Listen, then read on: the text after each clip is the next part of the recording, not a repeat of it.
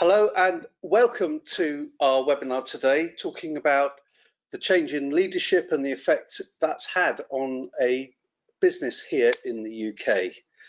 First of all, I want to thank every single one of you for being on the call today. And it's great to know that not every single person has gone on holiday. So thank you for joining us. We're joined today by our guest, Nick Worrall. Nick is a very, very experienced HR director or people person, people leader. He's worked in banking, retail, pharmaceuticals, and now in the building sector. And I've known Nick for many, many years, and in every single job, in his own gentle but firm way, he's transformed organizations in terms of the way they look at leadership, the way they manage talent. He's moved them from being, if you like, unstructured and black book recruitment, black book promotion, to having a meaningful and purposeful talent strategy. So, Nick, it's great to have you here today. Thank you for joining us. Great to be here. Thanks for inviting me, Francis. No, looking forward to the next hour. It's our pleasure. So, we're going to give you the opportunity to put questions into the chat. Ramiz will be monitoring that for us, and at the end there'll be a few minutes available for Nick to answer any questions that you've got. It'd be great if you could interact in that way, so please feel free. So Nick, we're going to be focusing on 4 questions today. Here they are. Everyone knows those questions, so I want to go straight in and start with the $64 million question, if you like. So how do you define the culture of a business or an organization? What is it? I think it's very simple, actually. I think it is what it's like to work in that organization, how it feels to be an employee, contributing to that organization, what it's like from a values perspective, how do people behave in the organization, but ultimately it is how you individually feel as part and as a belonging part of that organization that pays your salary every month. So it's not just a bunch of words on the wall or a set of values or whatever.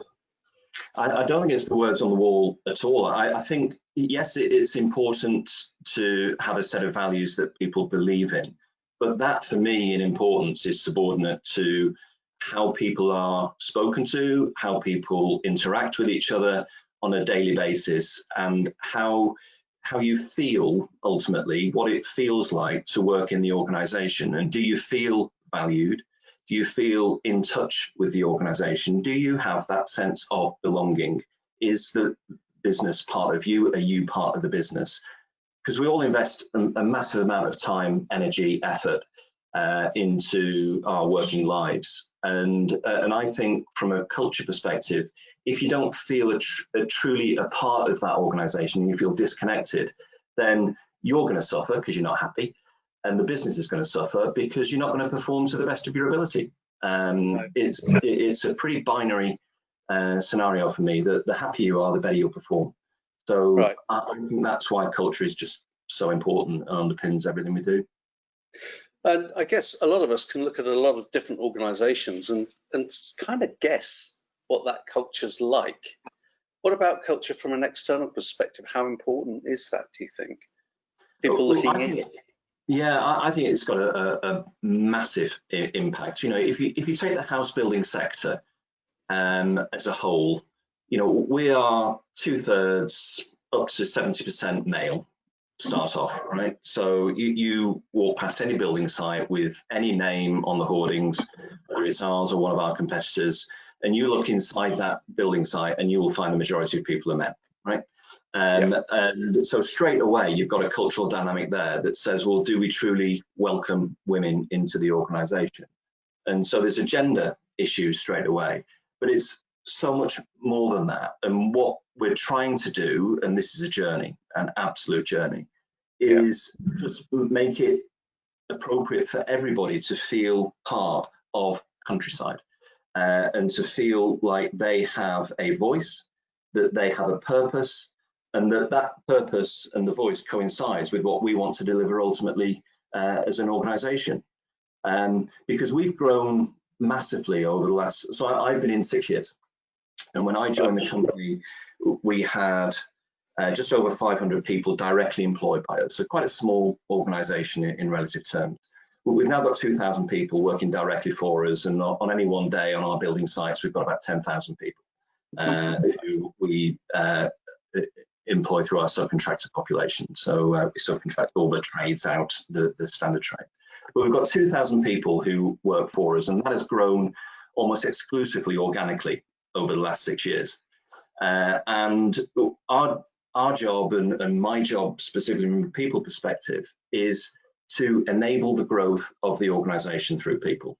So that's been my strategy from the get-go, that if I can keep pace with the growth that the business needs in order to fulfill our obligations that we've made now to our shareholders, because during those 6 years we floated and became now a FTSE 250 PLC, we have responsibilities to shareholders, to customers and to employees like every other PLC does. And for me, that triangle is absolutely virtuous. If you damage one of those points on the triangle, you damage all three. They are not mutually exclusive.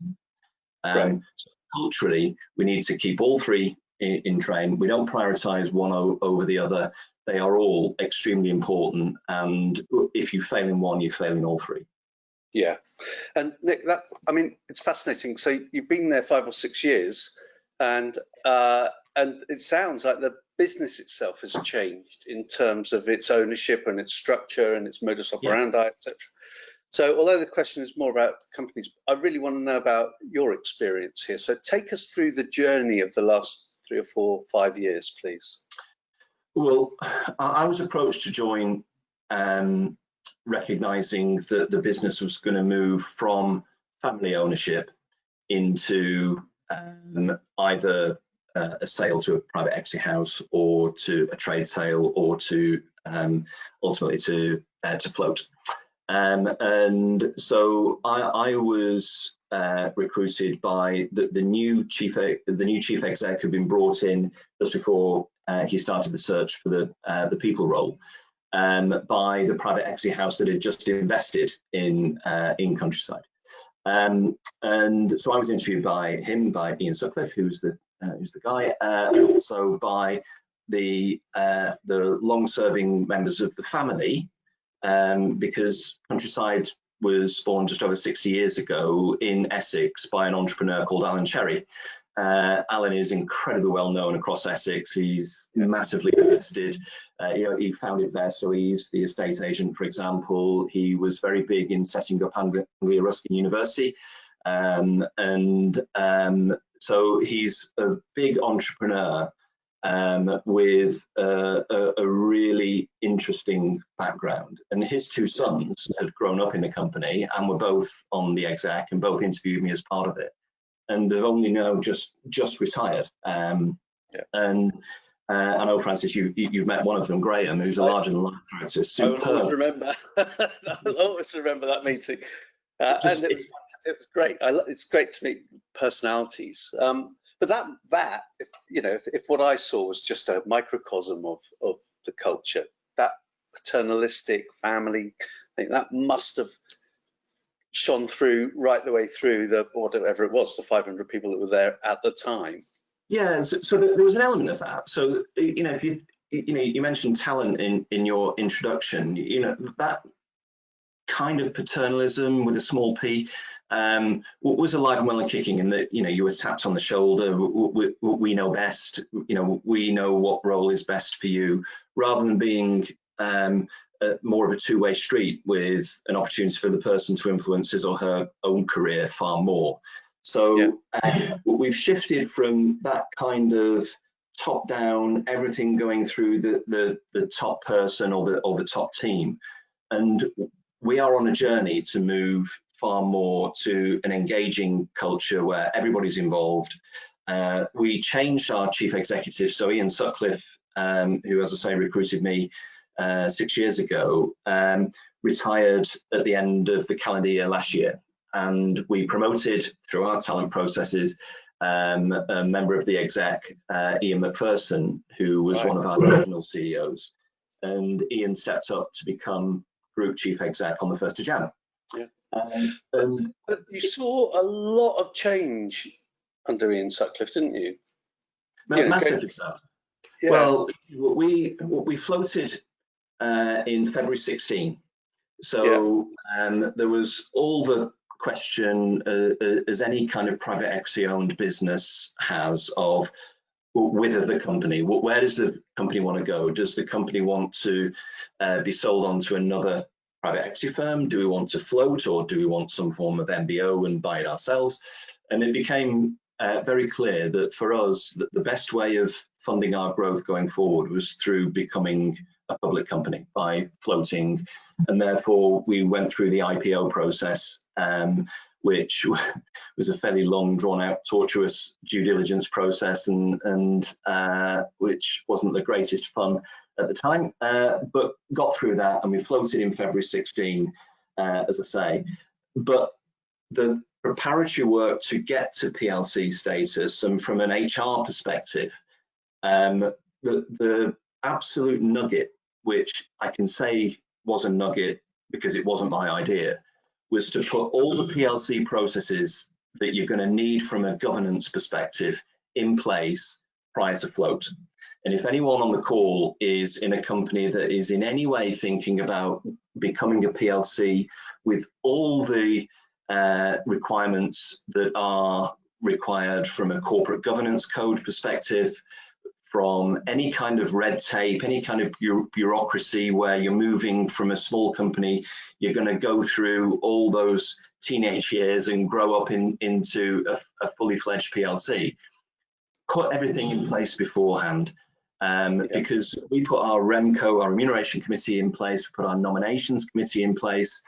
And so when we floated in February 16, it was a non-event from an HR perspective, because knew from a reward perspective that we were going to launch a Save As You Earn scheme, because we suddenly had shares that we could offer to our employees, and we had a massive take up on it, but we were ready to go as soon as we did it.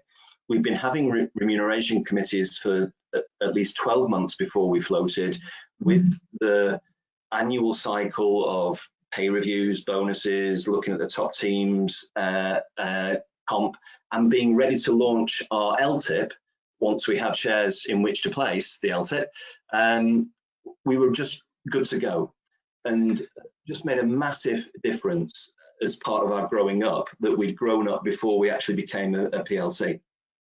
So that must have helped with this transition from the paternalistic to the more corporate feel, I guess. But you also did something else in terms of how you ring-fenced the IPO process, which must have helped the people in the company feel more secure, I guess. Well, the key bit for me was that very often, if you're looking at any form of corporate activity, and by that I mean whether you're looking to acquire someone, to merge with someone, to float as we did, to do some form of trade sale from one PE house to another, you've got all of that as a massive distraction. Lest we forget, Countryside has been the fastest growing house builder bar none over the last 5 years. And for that to be maintained during and before and after the flow was all about protecting the people at the coalface, so the people on our sites, from any kind of corporate nonsense going on that people like me have to worry about. That was for me to worry about, in order to allow all the people on our sites to do exactly what they needed to do, which was to build a quality product, create a fantastic street scene, and attract customers in and sell to them in the appropriate way, give fantastic customer service, and then press repeats when you finish that particular development and move on to the next one. You don't need to worry about the float. All you need to worry about as an employee is that you'll be able to buy shares in the company as soon as we have floated, and that will fund our ongoing growth. So you're in a growing company that hopefully will retain its success going forward. Great. Great. I like that, because you can very rapidly change the culture accidentally when you're dealing with the rigor of that kind of process. So in a moment, I'm going to ask you to talk about how things have changed, certainly this year.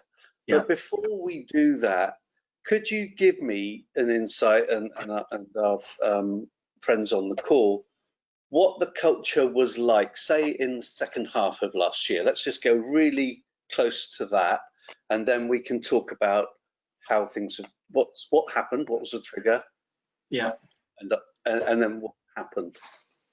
so we've always been a very commercial organisation, and we have, that fastest growing house builder point that I made earlier over the last 5 years, it is not just in terms of the financial growth.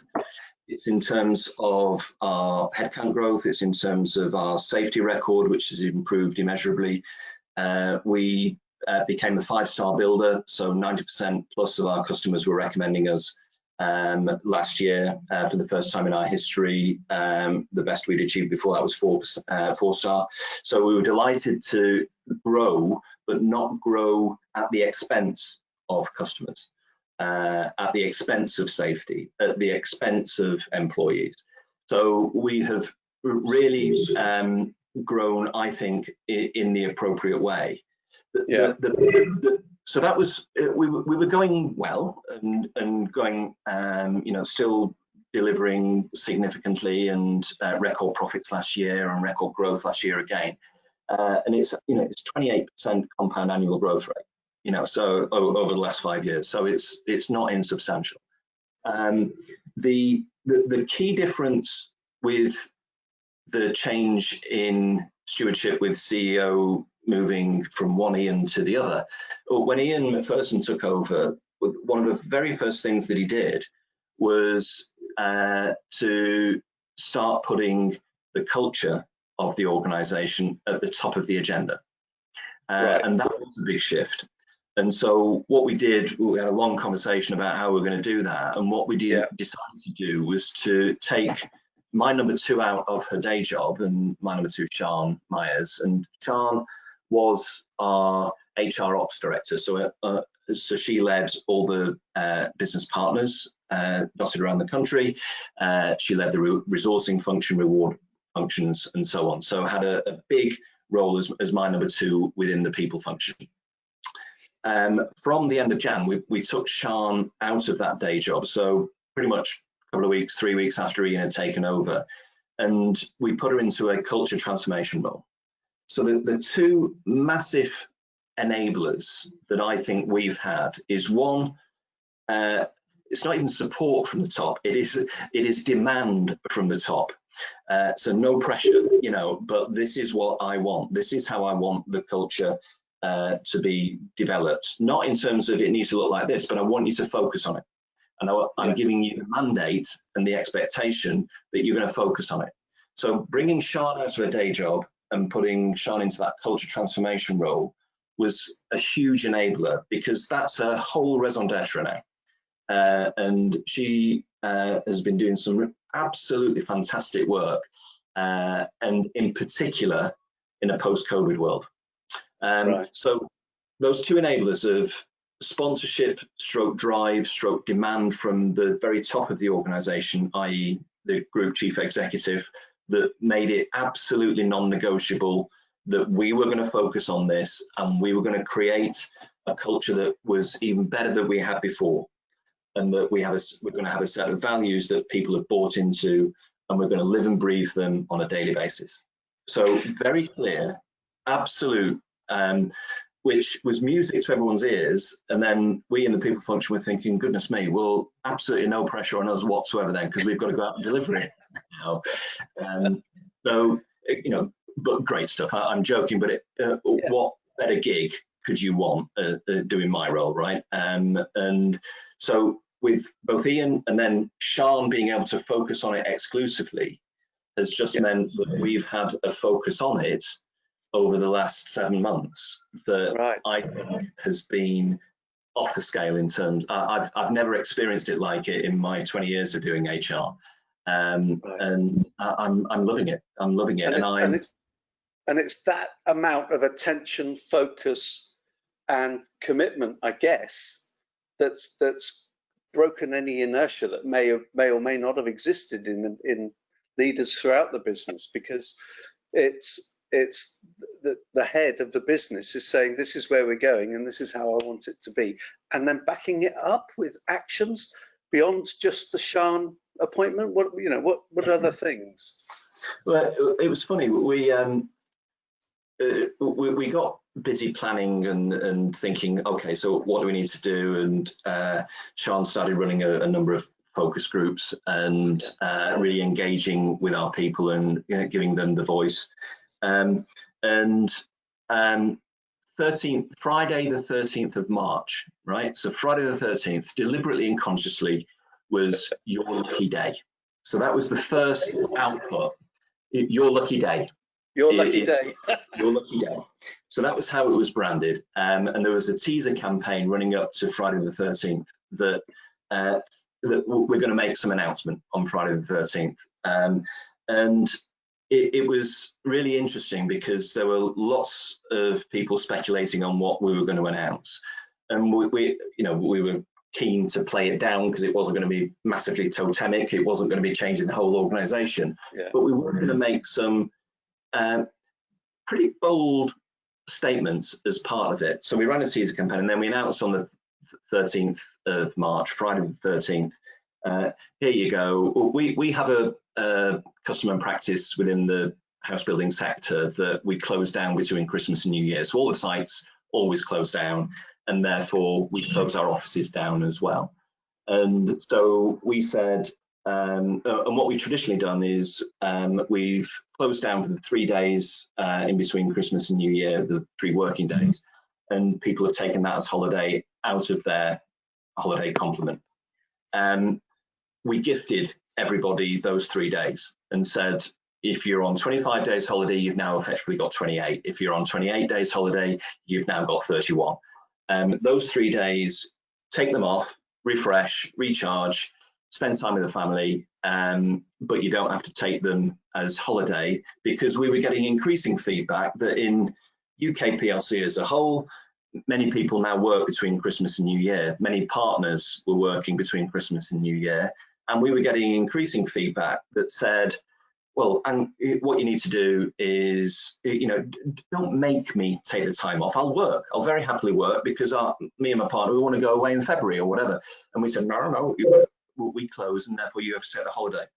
So we were discussing it at Exco, and I think it was Ian who just said, why don't we just let them have it?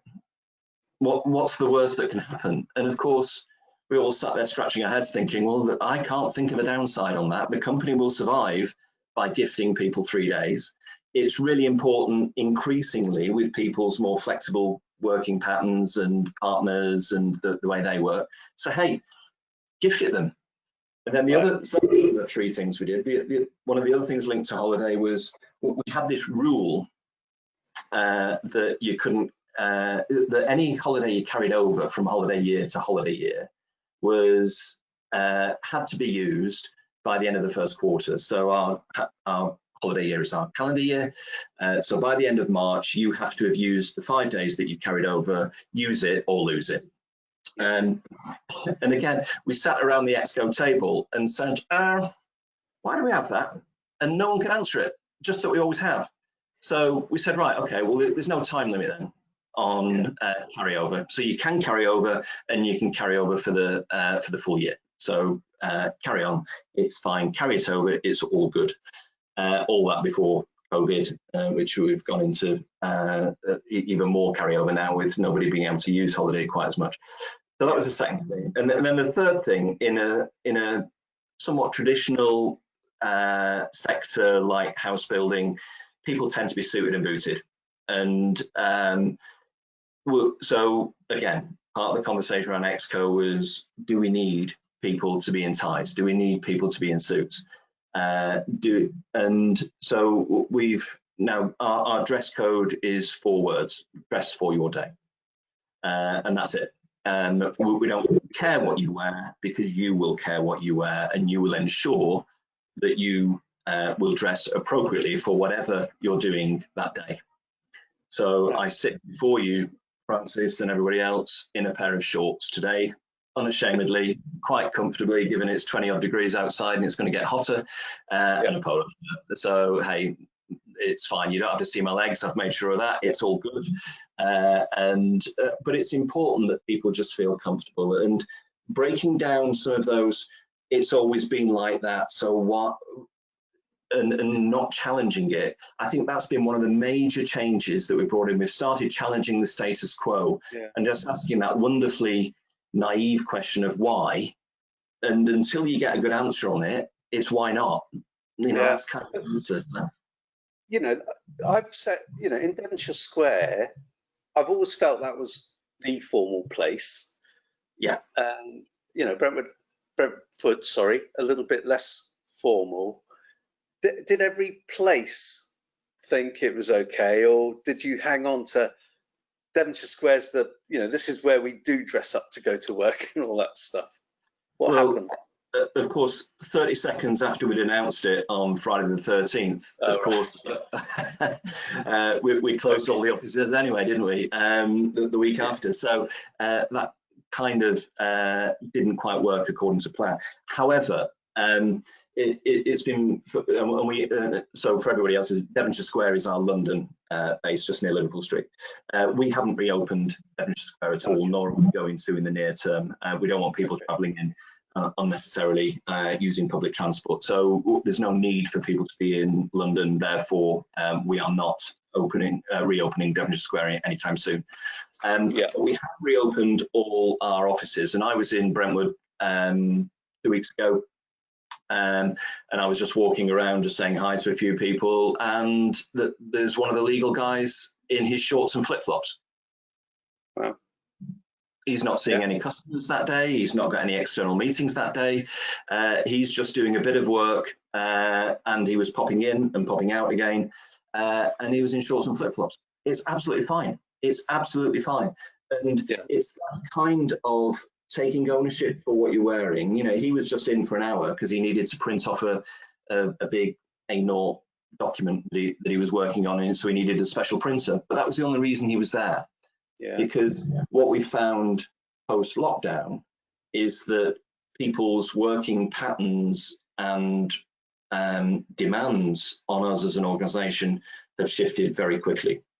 And I'd like to go there now, actually, on that, because you know, you've gone from an organisation where you've got two bases. You've got a building site and you've got the offices, and that's kind of how you operate. And the offices were always really well organised, quite formal, and all the rest of it. And yet now you've got, like you in your shorts, you've got people working at home. I guess if they've got an issue, they can't always answer the phone when their manager wants them, and all of those kind of things. How's that,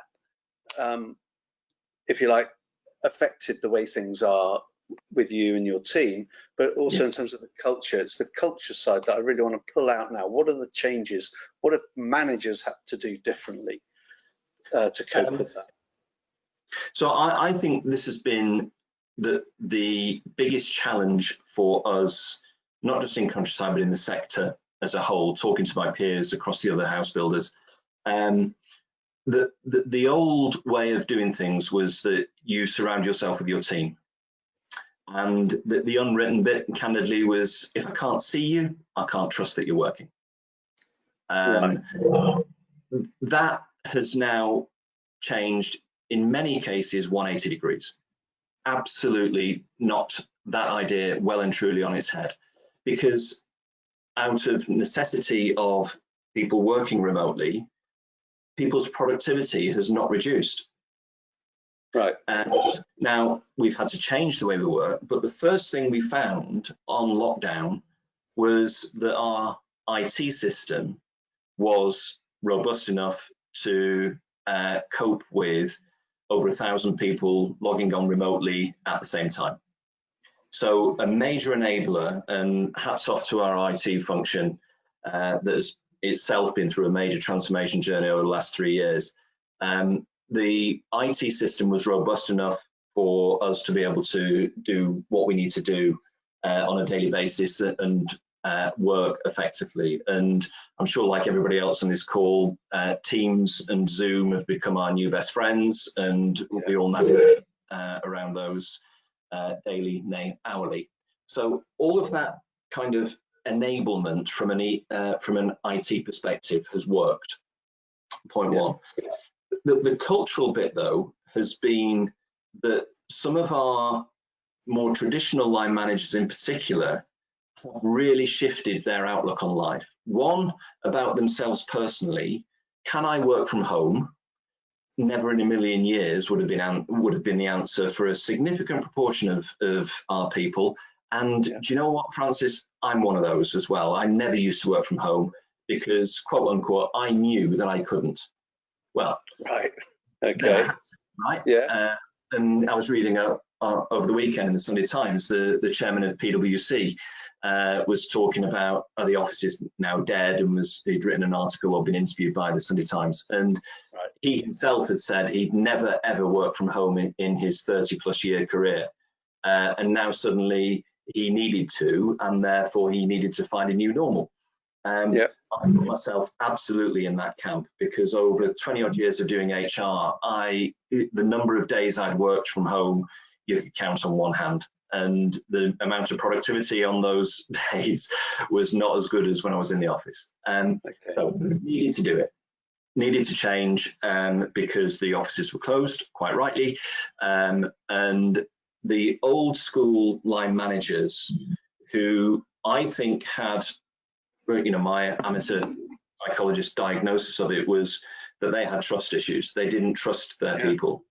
They have now seen that people who they can't physically see in the same room as them, in the same office layout as them, they are still productive and they are still delivering. Right. So that's the first thing. They haven't been able to see them and physically be near them. The second thing is that they're not always available. And so, we had a big announcement 2 weeks ago about an equity raise that we did in the markets, and I needed to tell my team at a specific time after the markets had closed, in readiness for the following day, because they were going to be asked a whole series of questions. That conversation at 4:45 that I had to pull people on at short notice, well, one of my team couldn't join that call because she was taking her son to football practice. She didn't join the call, and one of her peers then briefed her later on that evening. I knew that person would be online that evening, 8 o'clock, 9 o'clock, responding to emails, doing what she needed to do, because she had taken the flexibility of being the hero mum, taking son to football practice and bringing him back home, giving him his tea and doing all of that. Had given back the flexibility of working and still delivering. So there was never any question that she wasn't going to deliver, or those emails were going to remain unanswered, or whatever. She was there, and lest we forget, had a phone with her in case there was an emergency. This wasn't emergent. It wasn't a big enough emergency or important enough to break that. So go and do the football practice bit, and then we'll brief you afterwards. Great. So trust. Yeah. So I'm going to give you a chance to have your sip of water now. That's great. But when you look at the types of change that you're talking about, and trust is a real interesting area in terms of people's reaction to it and speed. And so if we look at any change process, the first thing is that people go off into a room, they put their brightest people in there, they study the problem. The second stage is they have the great big announcement, you have the corporate videos, you have all those things going on. Third thing is you restructure the company typically. Fourth thing is you delegate autonomy, and then the fifth thing is you manage by exception. That is a tried and tested ancient process for how we've seen these things done before. And when McKinsey looked at it, McKinsey said that in most cases of organizations that follow a process like that, what you get is business as usual. And what makes a difference to whether the company is successful in that change or not is the quality of the leadership. Now, you've talked a little bit about Ian and how he drove it down, and speaking as a man who had to do a bottom-up revolution in the old days of Martin Taylor. You know, I know those aren't easy. So, but you've also got this layer of middle management. Now, it sounds like a lot of them have embraced it, but where are your terrorists or your late adopters? How are you handling those? But the only way you can handle those, in my experience, not just of Countryside, but in every other organisation I've worked in, because we've all got them, right, is one-to-one. Right. So if you put them through any kind of sheep dip, dry ice, booming music, dark rooms, flashing lights, new employer branding, all that kind of stuff, it'll go in one ear out the other, and they won't even listen to what's being said on platform. For me, it's far more important to pick those individuals off one by one. And I'm very lucky that I've got a great team of people partners out in each of our divisions, and they know the mood music. That's kind of what they're paid to do. Yes, they've got all the transactional stuff, and they have teams who sort out all the employee relations stuff and the pay and rations and all that, but they need to be in tune with each of their own divisions. So we have 3 divisions, and we have 13 regions within the 3 divisions. Those 13 regions employ about 110, 120 people each, give or take. So that's the kind of breakdown of how we're structured. And our lead people partners absolutely need to understand the mood music. And where you've got the early adopters, use them absolutely unashamedly, and get them to show that it can work where there's any kind of doubt. But where you've got the doubting Thomases at the other end of the spectrum, deal with them one by one. Have the conversation with them, understand what it is that is the blocker, and talk to them about how, give them options in terms of what they could do differently, open their eyes to it, open their blinkers to it. And we've had success stories where some of our most entrenched line managers have had that 180-degree turnaround and are the absolute advocates of flexibility and flexible working. And I liken it to your ex-smokers, who are usually the most rabid anti-smoking lobby, versus those who've never smoked, right? Yeah. The people who have had the wake-up call, if you like, and have realised that actually, just because I can't see him or her doesn't mean they can't deliver for me in spades.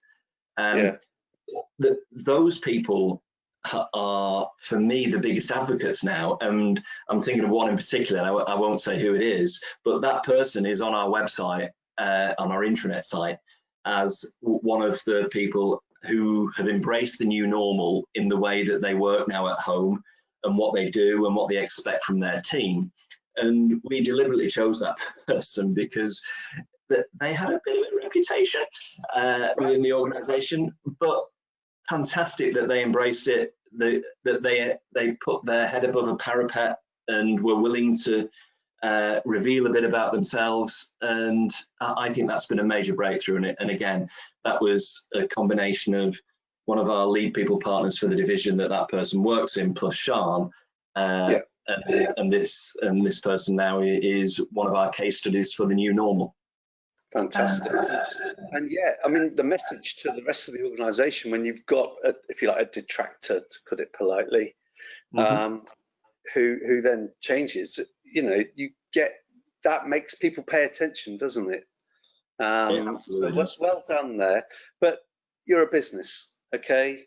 And all this nice people stuff is all well and good, but what's the impact? I know it's early days, but what are you measuring? What are you looking at? Why are you doing this? So I am an absolute rabidly firm believer in that. Back to my triangle bit of happy people equals happy customers equal happy shareholders. And I use the word happy. It's a bit cheesy, but goodness me, I'd rather have a happy shareholder than an unhappy shareholder breathing down my neck in terms of what we're doing on exec comp or in terms of our social responsibility or whatever else they're challenging me on. I'd far rather have a happy shareholder, and happy customers equals 5-star builder, right? And there is an absolute commercial advantage to being able to brand yourself as a 5-star builder, because as night follows day, 5 stars better than 4-star, and it shows any potential customer that our existing customers have had a great experience with us, and we're a 5-star builder. But happy people, I am yet to find anybody on planet Earth who works better unhappy than when they're happy. And happiness is, you know, I know there are heads of happiness in some organizations, and chief happiness officer, I've heard of one of those. Really? We don't have one of those, right? It was bad enough changing my title to chief people officer. Goodness me, the ribbing I got from that. But the people being able to perform to the best of their ability in a supported, encouraged world where they can work flexibly and can balance increasing work-life priorities, where they can be the hero mum, the hero dad, as well as being a hugely successful and talented individual with us. They are happier. And back to my football practice example, that person was happier on the back of being able to do what she was planning on doing, and I got discretionary effort on the back of it. So the commercial advantage in that discretionary effort, I think, is incredibly difficult to measure. Try and put a figure on it, and if anyone knows on this call, please let me know, or let Francis know, and then Francis, you can tell me. You know, if you could bottle and sell that, that would give you some consulting competitive advantage, I think. But we know from the survey that we've just undertaken that the response to how we treated people through COVID was incredibly positive, and incredibly positively received. So we set great store by maintaining contact with the 1,300 people we furloughed overnight. So the 31st of March, we furloughed 1,300 of our 2,000 people. And they were furloughed for all of April and most of May. And then everybody was back from the 1st of June. But nobody took a pay cut. We didn't make a claim ultimately under the job retention scheme. So we've paid that in full. So we paid everybody in full. And we maintained contact more so with the furloughed employees who were sitting at home than with our existing people. We had a big comms campaign for existing people who were working their socks off, maintaining the business and keeping that running during, in particular, April and the first half of May. But more importantly, around ensuring that our disconnected people felt as connected as we could possibly make them during the 6 to 8 weeks that they were furloughed. And one of the great things that Sean and the team pulled together was they pulled a furlough pack together that they sent 2 weeks into the furlough process. And they didn't just email it out, that they went to the expense of getting it printed, getting it mailed out to everybody so that the pack hit everybody's doormat. And it was such simple things. You know, it had things like you know, the usual stuff about frequently asked questions. Can I work? Can I do some training? Am I allowed to log on? Can I talk to my boss? All those kinds of questions that we were being asked as a function very frequently during that lockdown period in the early stages. We were able to put in the FAQ and say, yeah, you can speak to your line manager, you can speak to colleagues, you can log on, you can do training, you just can't do any work. You're not allowed to do any physical work, so don't do any. Anything else you can do. So reassuring them on that, we put in things like, we had a big push last year on mental health first aid, and we listed out all the mental health first aiders with their mobile numbers, with their prior agreement, and we sent that out to everybody on furlough. And the mental health first aiders have been used, and I've been delighted with that, that people feel that they have an outlet within our organization of somebody they trust, somebody they know, who they can pick up the phone to and say, you know what, I'm not feeling great. And they have an entirely confidential conversation with somebody who has been trained in the bones of mental health and what to look for and how to respond to it and how to support. That they're not trained practitioners. No mental health first aider is. It does what it says on the tin. But there is an outlet, and it was in the pack on one sheet of A4 with all the names of the mental health first aiders with their mobile numbers, which I thought was brilliant, simple but great. Nick, that is so at odds with, we've had to develop a program to help people get their people back to work because fundamentally they'd been ignored for all of that time. And the psychological contracts, everything changes when you've done that. So well done there. We've got a couple of questions coming in and I want to have time to answer them, if I may, but I've just got one question, really short, quick answer, please, around what's next then on this journey that you've literally just started. Values we're exercising ourselves on at the moment. So we've got a big campaign on developing our values involving about 10% of our people directly involved in it. So we asked for volunteers, for people who wanted to be involved. We were oversubscribed for that, which was great, because that in itself sends a message of levels of interest and engagement in the topic, and people think it matters. So it's not just corporate nonsense. What comes back from those, Francis, I have no idea, because I'm not leading the work. I've been asked for my opinion, which I've given. As a member of EXCO, look forward to receiving the sum of the parts, which is happening in, I think, mid-September from the timeline, if I'm serving me correctly. So that's the next bit, and I'm excited about that because that defines what is important, and we can then start talking about properly living the values rather than just doing what we're doing at the moment, which is hopefully do the right thing more than we do the wrong thing. Yeah, and we didn't say it, we should have at the beginning, but I love the strapline for your company. What's places people love? Yeah, I love it. So it's not about the bricks and mortar, it's about the street scene, it's about the community, it's about how people feel living in their home and that they want a place to live that they can love. And our employer brand is places people love to work. Brilliant. So, yeah, love it. Okay, may I ask you this question that's come in? I don't know who from, but thank you to whoever sent it in. So, has there been a reclassification of roles in relation to which roles require to be in the office, a hybrid, or can be completely remote? And has this had an impact on the talent pool being widened, where geographical location is no longer a factor? Look, two great questions, absolutely great questions. Yeah, love it. So we are absolutely in the full throes of that first point.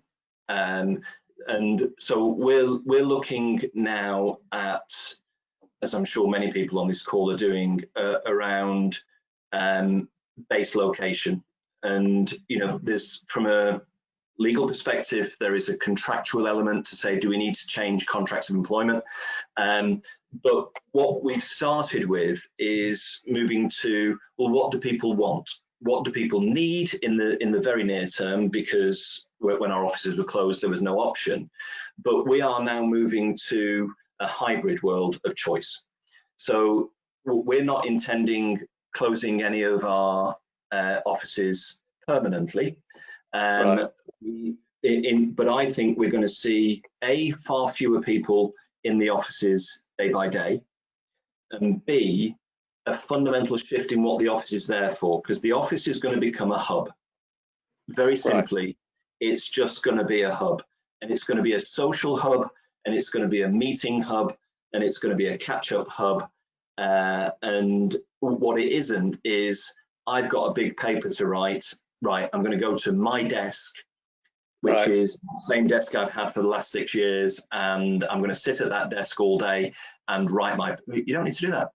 Do that wherever you want. Don't care where you do that. Don't care when you do that. Don't care what you're wearing while you do it. Just deliver a great piece of work.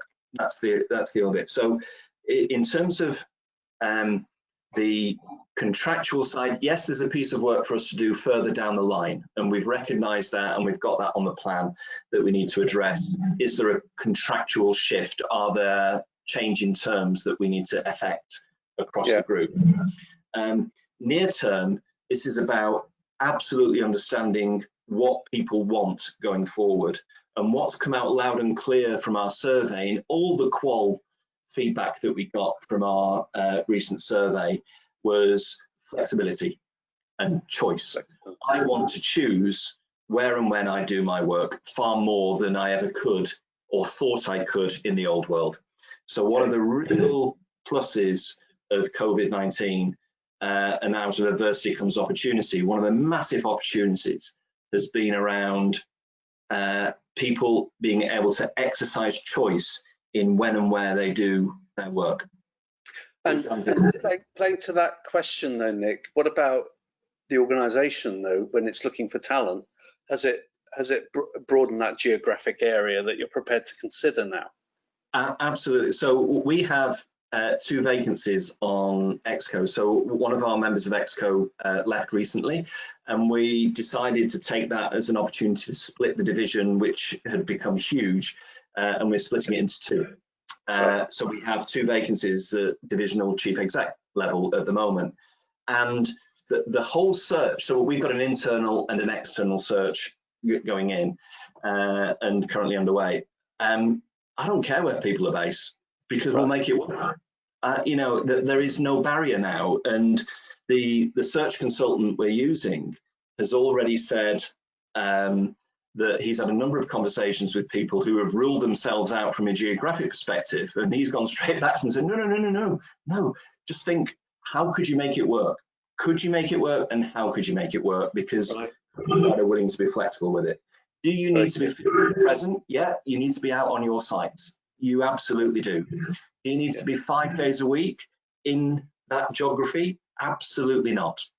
So that, to me, opens up a brand new talent pool of not just geographic, but also from people. You know, we have a member of the exec who works part-time, which 5 years ago would have been anathema. It just wouldn't have happened, Francis, in a million years. You know, so that kind of mindset of shift and changing your talent pool and the kind of pool you're fishing in has been great. And the other bit I've taken the opportunity of is I've made the second tranche of the fee for the headhunter contingent on a diverse candidate pool. So our shortlist has to have at least 1 diverse candidate, and the second tranche doesn't get paid until we see someone of sufficient quality to be in that group of 4. Interesting. I just did that as well. Yeah, it focuses everybody. Focuses the mind, doesn't it? It did. Okay, I've got 2 more absolutely great questions, getting increasingly difficult, I have to say. Oh my goodness. So I'll warm you up with this one. So what has been the biggest mindset change towards the organisation you have seen from the employees since you made those 3 changes? I would summarize it as I can now ask because I couldn't ask before. You know that old, if you don't ask, you don't get? Yeah. I think people were nervous about asking because they, you know, that amorphous mass of whoever they are, they'll say no. They won't let me do it. I think there has been at the moment, small, but with some of the people who've done it, very significant shift around I can ask to do this because I've had to ask to do it based on COVID-19. So had there not been a pandemic, and if we were having this conversation in August where we'd just got a business as usual year and I was coming up to my financial year end in September, Francis, none of this, you know, we'd have been 20% along the journey that we're at already now. So, but people now had to do what they did in terms of flexibility and working pattern. loads of our people have childcare responsibilities and homeschooling responsibilities. Some of our people are shielding, some of our people are carers, and so on and so forth. And we've gone one by one through all of those, through the people team, and made sure that they are safe and protected and they're not exposing themselves to undue risk and so on. But as part of those conversations, people start coming back with solutions rather than the problem. Yeah. And I just think it is the byproduct of what has been hideous, you know, and it's been hideous for, you know, every UK PLC, and, you know, my heart breaks when I see the number of redundancies announced daily, weekly. It's horrific. And it's going to take UK PLC as a whole, it's not months, it's at least 3 years to get back to where we were pre-COVID. And that's, I think, post-immunization, post-vaccine. So, you know, it's horrendous. But the kind of mindset shift that says, I can now ask for what works for me, and the business will receive my request and give it full respect and will give it full consideration. I think that has been a major shift, a major shift over the last few weeks. Brilliant. So I just want to make sure I've answered that question. Okay, yeah, you did very well. So this one, okay, are you ready? It's a toughie. Is this the best one?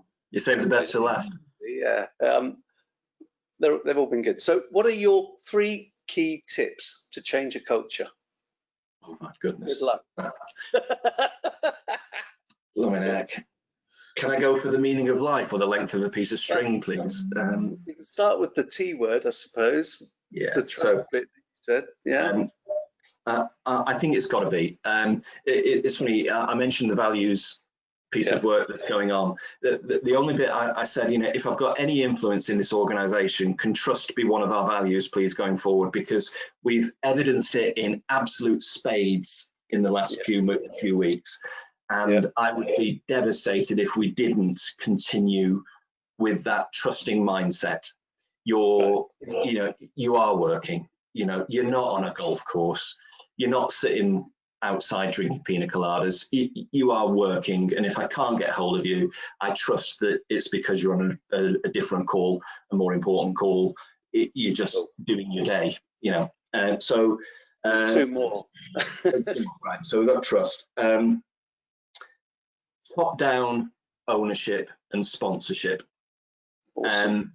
I don't think we would be here without having Ian's absolute demand, as I said earlier, not just a request, a demand. He has mandated that this gets better. So, you know, back to the no pressure bit, and in that top-down bit, I would put Sean's role as the culture transformation director. So Ian was willing to put his money where his mouth was and allow Sean to do that role full time. So trust, top-down leadership. What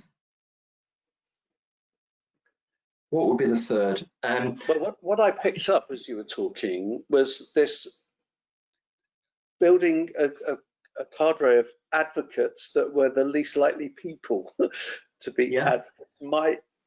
I don't know, it might not make your top 3, but that's where I was. You know, the doubting Thomases, you know, the people who would ordinarily be seen to be the naysayers, getting them on side. What I was thinking through was the tone, so not just the leadership and the sponsorship from Ian, but the tone in all of this has been very personal and very individual and very what's the word? Almost, is it revelatory? Is that the word? Willing to expose yourself, or willing to reveal. Oh, self-disclosure. Some of the emails. So Ian, the chief exec, has sent out a number of personal emails. Indeed, he sent one out in his first week when he took over, and it was just from Ian. It was Ian's email, and it had Ian written all over it, because those of us who knew him recognized him from the tone of, but it's been so authentic and so human And so absolutely recognizing that this stuff is tough. And all through COVID, you know, that some of the stuff that he's updated on and how his family are coping with it, and, you know, his homeschooling efforts and so on and so on, all of that, I think, has been, you know, a real kind of openness. And people have written direct to Ian, and he responds direct back to them in a way that is, you know, nobody gets pilloried. You know, why are you writing to the group? On the contrary, brilliant that you did. Brilliant that you did. Fantastic. Well, Nick, that has been fascinating. I can't believe where the time has gone, but we have run out of time. It's half 12. I just want to thank you for bringing this to people today. It's brilliant what you're doing. It's great to watch it. I can see the actual difference it's making. There are some more difficult questions that have come in actually since you've started. So what we will do for everybody is we'll pull together the questions at the end, and we'll get some help from Nick to answer those, and we'll put those out with a recording of the webinar, which will be up on the website in the next day or so. But everybody who's been on the call will get that link anyway. So I want to thank the audience for participating. Thank you very much indeed. But most of all, a massive thank you, Nick. Thank you for telling this story. It's fascinating. I wish you every success. It's been great to spend some time with you today, and I won't ever think about you in shorts again. So thank you all very much, and we'll see you on our next webinar, which is on the 8th of September. We've been talking about normal leadership. Now we're talking about how you lead yourself in the very next one. So thank you, everybody, and have a great day.